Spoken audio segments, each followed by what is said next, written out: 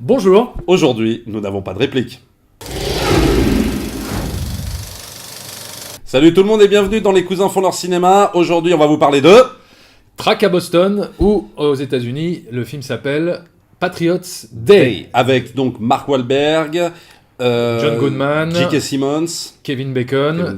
et C'est un film réalisé par Peter Berg. C'est celui qui avait réalisé le film Hancock, le film Deepwater Horizon, et surtout du sang et des larmes. Du sang et des larmes. Et surtout, le créateur de la série, de la très très bonne série qui s'appelle Friday Night Lights. Track à Boston ou Patriots Day relate les événements qui se sont déroulés à Boston lors de l'attentat qui a eu lieu il y a à peu près 4-5 ans. C'était en 2013. Non, c'était en 2013, donc c'était il y a 4 ans.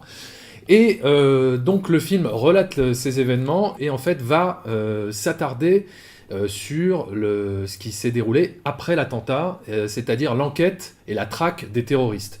Et cela à travers le point de vue d'une multitude de personnages, aussi bien des flics, des habitants de Boston, des militaires, etc.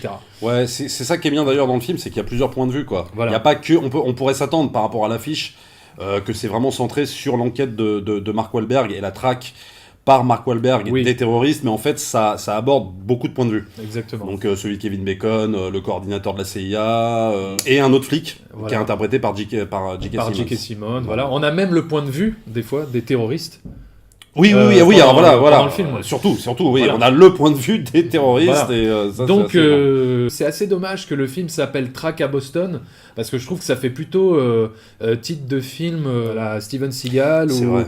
C'est un film que j'ai adoré, qu'on nous avons adoré, mais alors qui est vendu, voilà, comme tu dis, quoi. On dirait un DTV de Steven Seagal. Voilà. Même, j'ai envie de dire, Patriots Day, bon, c'est un peu mieux, ça sonne mieux, mais on sait pas trop ce que ça vend quand on n'est pas américain, et puis, bon, l'affiche est pas non plus dingue, alors que le film est juste super bien, quoi. Et c'est d'autant plus regrettable que le film, je pense, va faire un four complet. En France, d'après les premiers chiffres du box-office que j'ai vu hier lors de la première journée de sortie en salle. Le film va faire un four. Alors, on peut comprendre, de par le sujet, que les gens n'aient pas envie d'aller voir un film qui parle d'un sujet aussi anxiogène, donc ça, je peux le comprendre. Mais c'est dommage parce que le film est vraiment, vraiment bien fait, bien foutu. Alors, moi, je commencerai par dire que... Alors, j'ai beaucoup aimé le film, j'ai pas trouvé que c'était un chef-d'œuvre. Ah non, c'est pas un chef-d'œuvre. Non, c'est pas un chef-d'œuvre, mais c'est vraiment un bon film, c'est efficace, on ne s'ennuie pas une seconde, le suspense est mené habilement, il y a une approche très, très réaliste, de par la mise en scène un peu caméra à l'épaule, un côté documentaire, un petit peu comme ce qu'avait fait Paul Greengrass dans Vol 93, donc pour coller au mieux... au réalisme de l'événement, et ça c'est super bien retranscrit. Il y a notamment un mélange assez intéressant entre les prises de vue traditionnelles du film et des vidéos de caméras de surveillance dans les rues, dans les cafés, etc. Et ce mélange, ça fonctionne super bien. Ça rajoute encore plus à l'immersion et au réalisme du film, et ça accentue encore plus le suspense. C'est vrai que d'un seul coup, t'as l'impression de te croire vraiment, t'as l'impression de suivre le truc comme si t'étais en direct à la télé, et que tu suivais l'événement. Exactement. Moi, ce que j'adore chez Peter Berg, c'est sa façon de faire du film, soit de thriller ou du film catastrophe, comme sur Deepwater Horizon, tout en mélangeant un espèce d'aspect dramatique hyper réaliste, malgré le fait que ce soit des acteurs style Mark Wahlberg et compagnie. Il a une façon d'installer ces personnages dans ses films, alors que ce sont des histoires vraies, puisque Deepwater aussi c'était une histoire vraie, moi qui me bluffe à chaque fois. T'as vraiment l'impression d'être avec eux, t'as vraiment l'impression d'assister, tu sais, à une scène de l'américain moyen il va lui arriver ça. Et c'est vraiment... moi, ça me bluffe à chaque fois, cette capacité de Peter Berg à arriver à mélanger ces deux genres-là, et il le fait super bien. C'est d'une humanité, ces films. Et c'est vrai que là, il arrive, si tu veux, Peter Berg, à insuffler cette espèce de truc avec la musique de ceux qu'on fait Social Network et tout ça, que j'adore. Et il n'y a pas de thème récurrent dans ce truc, tu vas pas te souvenir de la BO, mais c'est une BO qui accompagne les scènes et le film avec un espèce de truc un peu dramatique, un peu au piano, et puis dans les séquences de thriller, la musique s'intensifie, c'est vraiment... Ça, au niveau de la mise en scène, c'est assez assez réussi parce que c'est vraiment construit presque comme un documentaire. Et donc, c'est vrai que là-dessus, on croit vraiment à tout ce qu'on voit. Ah, mais complètement. C'est super bien retranscrit, c'est fidèlement, je pense, retranscrit. La scène de l'attentat, quoi. La scène de l'attentat, elle marche très très bien. Enfin, elle est hyper viscérale. Attends, t'as l'impression d'être au cœur, vraiment du truc, quoi. Oui. Il y a d'ailleurs à un moment donné un plan de vue où tu sais, t'as la caméra qui tombe sur le trottoir comme ça et qui reste fixe. Ah oui, et tu vois plein de poussière, tu vois du sang, tu vois des mains et tout. Ça, c'est vraiment bien fait pour te plonger au cœur du truc. On sent que Peter Berg veut à tout prix rendre hommage à toutes les personnes qui ont participé à cette traque et puis aux victimes. Comme il veut tellement rendre hommage, il y a des fois des scènes que je trouve peut-être un peu trop exagérées pour nous montrer l'efficacité de la police tout de suite qui a su réagir en un quart de seconde. Tu vois, là, il y a un moment donné, donc... Ah, tu sens que c'est long quand même. Ah non, pratiquement, je sais pas, 1 heure ou 2 après l'attentat, t'as carrément la CIA, les flics qui se réunissent dans un énorme hangar et qui reconstituent toute la rue où c'est déroulé ça va un peu l'attentat. vite. Non mais ça va un peu. Non mais c'est à dire que les mecs, je trouve que ça va un peu vite. Ils sont efficaces en 2 secondes. Tac, ils branchent les ordinateurs. Ils sont là, ils rigolent pas quoi. Tu vois. Tu sens qu'il a envie de montrer que aux États-Unis, l'Amérique, ça rigole pas. Bon, c'est sûrement un petit peu vrai. Puis c'est Peter Berg, ça. Il est très patriotique, il est très. Voilà, c'est sûr. Il est comme ça. Mais tu sens que là, il a appuyé le trait à fond quoi. Ça enlève peut-être un petit peu la crédibilité des situations. Un petit peu. D'accord. Sur ça, oui, pourquoi pas, la limite. Alors que j'aurais trouvé ça peut-être plus intéressant de nous montrer le contre-coup de tous ces gens-là qui se sont pris un attentat dans la tronche et qui savent pas trop comment réagir et qui mettent justement un peu de temps. Ouais, mais il faut voir aussi que c'est pas un attentat, si tu veux. Oui, je vois ce que tu veux dire, mais c'est pas non plus un attentat de l'envergure du World Trade Center. C'est-à-dire que quand tu te prends le World Trade Center, oui, c'est sûr, tu peux pas réagir comme ça en 2 secondes, tout le monde est en panique, on sait pas s'il y a une autre bombe. D'ailleurs, il y a quand même un laps de temps, il y a un moment de flottement, dans le sens où ils se demandent est-ce qu'il y a une autre bombe, est-ce qu'il y a un autre truc, et tout ça. T'as un petit moment comme ça. Ouais.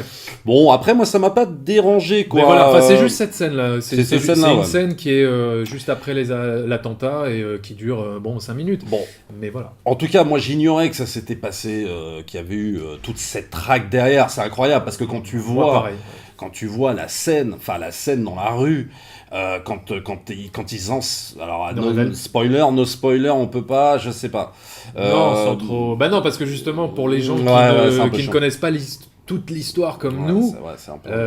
il faut leur laisser un peu la surprise. Ce qui se passe après, on est vraiment surpris parce que soit on s'imaginait pas, soit on se rappelait plus de ce qui s'est passé dans toutes les séquences post-attentat en fait. Voilà. Et je ne me rappelais plus. Mais moi non plus. Et vraiment, il y a des scènes mais d'une efficacité redoutable en termes de tension, de comment ils t'amènent ça. Enfin, c'est hallucinant en termes de réal, de musique, de comment ils te plongent au cœur de cette de cette traque, mais c'est incroyable. C'est d'une viscéralité. C'est vraiment accroché à ton siège. Il y a aussi donc tout le point de vue des terroristes qui est très très bien montré. Et ce qui est bien, c'est qu'eux-mêmes, les personnages, ils ont une progression. C'est-à-dire qu'ils démarrent comme ça, ils font leur truc. Et après, il se passe tout un tas de choses qu'on ne peut pas dire, parce que sinon on va spoiler et c'est un peu ennuyeux. Il faut garder un peu de surprise. Mais c'est vrai qu'il y a vraiment une progression, même par rapport à eux. Tu sens que Peter Berg, il a vraiment voulu rendre hommage à tous les acteurs qui ont participé à cet événement. Et du coup, on a peut-être trop de personnages qui nous est présentés, qui nous est introduit. Alors... Ouais. Par exemple, John Goodman, il aurait peut-être pu. John Goodman, il aurait peut-être pu s'en passer. Il y a même 2 ou 3 autres flics où il aurait pu s'en passer, parce que finalement, le héros du film, qui est censé être Mark Wahlberg, on le voit pas. Enfin, on le voit pendant tout le film, mais il y a des moments, on le voit plus pendant 20 minutes parce qu'on se concentre sur. Le point de vue des terroristes ou le point de vue d'une victime, etc. Et il y a un moment donné, est-ce que ça manque pas un peu de point de vue? Oui, c'est un film. À force d'en avoir trop, moi je suis d'accord. D'un focus. Moi je suis d'accord qu'il aurait pu en enlever 1 ou 2. Et ça, je suis ok. Il y a pas de souci. Mais en même temps, c'est un film multi-point de vue parce que c'est un film qui convoque en fait, comme tu dis, tous les acteurs dont on a besoin. Pour traquer 2 terroristes qui viennent de faire ça. C'est quand même un gros truc d'envergure. D'ailleurs, je crois que c'est leur plus gros attentat depuis le World Trade Center, donc ils le disent même. C'est énorme. Donc je pense que finalement la multitude de points de vue est pas si mal, dans le sens où t'es obligé de quelque part dans ce genre de film de montrer un petit peu plusieurs points de vue, même si l'affiche te vend Mark Wahlberg Oui, en héros. en héros. Et je suis d'accord, et ça devant ça. Le personnage de J.K. Simmons, super bien exploité, sur tout ce qu'il en fait, quoi. On peut pas non plus spoiler là-dessus, mais c'est vraiment énorme, quoi. Voilà. Enfin, moi, je m'y attendais pas, quoi, à ce qui se passe tout ça avec ce personnage-là, en tout cas. Je pensais plus que ça arriverait justement du point de vue de Mark Wahlberg. Oui, c'est vrai. Et ça, j'ai trouvé ça hyper réussi. Il n'y a pas un temps mort. Enfin, moi, j'ai pas trouvé, il n'y a pas un moment où ça m'a ennuyé, quoi. On s'ennuie jamais. Le film dure 2h15. Alors, c'est vrai que sur le sujet du terrorisme, c'est un sujet toujours très compliqué à aborder, parce qu'il faut pas froisser un tel, pas froisser ci, pas froisser ça. Au moins, là, ce qui est bien, c'est qu'ils vont au bout. Depuis 2001, il y a eu quoi? Oui, mais il y a eu juste World Trade Center et Vol 93. Et Vol 93, et c'est vrai que Vol 93, quand c'est sorti, c'était 5 ans après, le film a fait un four. World Trade Center aussi. Mais je dirais que Vol 93, c'est peut-être un peu normal, parce que c'était tellement anxiogène, mais beaucoup plus que Track à Boston. Oui. Tu vois ce que je veux dire? Bon, c'est pour ceux qui ont vu le film, quoi. C'est un traumatisme. Moi, je crois que je l'ai jamais revu. Non, parce que c'est trop dur. C'est trop dur, ce film. On peut pas le revoir une deuxième fois. Celui-là, on peut le revoir parce qu'il y a quand même un aspect thriller qui fait que c'est pas non plus c'est pas ça va, c'est pas pourquoi on peut le revoir celui-là? Parce que entre guillemets, il y a une fin heureuse, il y a un accomplissement. Il y a une résolution, ce qui n'a pas du tout dans Vol 93. Dans Vol 93, c'est un vol vers l'enfer. Et on t'atterrit en enfer. Et donc tu forcément, te craches en enfer. Voilà, et forcément, donc là, il y a quand même, comme tu dis, un truc positif sur voilà. Donc lors d'une scène, je vais pas expliquer la scène parce que sinon ça spoil un peu. Mais c'est juste à un moment donné, ils abordent quand même. Peter Berg aborde le thème de la théorie complotiste sur les attentats terroristes, et notamment sur le World Trade Center, en essayant, enfin en faisant dire à un des personnages comme quoi, par exemple, le World Trade Center, l'attentat du 11 septembre, ça aurait été un complot du gouvernement, etc. Et il désamorce cette idée d'une manière hyper brillante. On peut pas révéler, mais en tout cas, il en parle, et ça met un peu à l'amende tous les adeptes de la théorie du complot sur les attentats terroristes. Et ça, j'avoue que cette scène, elle est très courte, hein. C'est vraiment un truc super court. Mais alors, c'est juste magistral, quoi. Je me dis, voilà, il fallait le mettre, quoi. Il fallait le mettre, et il l'a mis. Comment ce film a été reçu déjà sur IMDb? Oui, c'est bien parce que je vais sur IMDb, puis je tape IMDb, ça c'est très intéressant. IMDb. Au lieu de taper le titre du film. Donc voilà, donc sur IMDb, le film il a une moyenne de 7,5. Donc c'est plutôt c'est bien, ça va. C'est bien. Ça mériterait plus à mon avis, mais bon. Sur Allociné, le film il a une moyenne de 2,9 en presse. C'est-à-dire que qu'est-ce qu'ils aiment pas? Oh la vache. Ah oui, ils aiment pas, ouais. Ça c'est sûr que ils aiment pas trop. Non, ils aiment pas. Ouais, là, ils aiment pas. Alors moi j'ai vu dans Le Parisien patriotisme lourdingue. Bon, je vois absolument pas où est le patriotisme lourdingue là-dedans, mais bon, c'est pas grave. Et sinon, la moyenne spectateur pour ce film sur Allociné, elle est 3,4. Bon, ça va. Ah bah non, ça va pas, c'est pas terrible. Hein. Ah non, excuse-moi, oui, 3,4. Oui, j'ai une échelle de 5. Non, c'est pas terrible. Non. Alors, sur Rotten Tomatoes, le film, il a une moyenne de 80%. Voilà. Bon.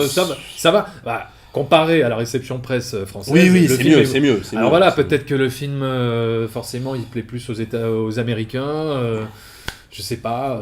Comme si nous, ça nous concernait pas. Comme si nous, ça nous concernait pas. D'autant plus qu'il y a un hommage à la fin du film à Paris. À Paris, à Nice. À Nice, à toutes les villes. Toutes les victimes du terrorisme, en fait. Voilà, donc ça, c'est plutôt bien.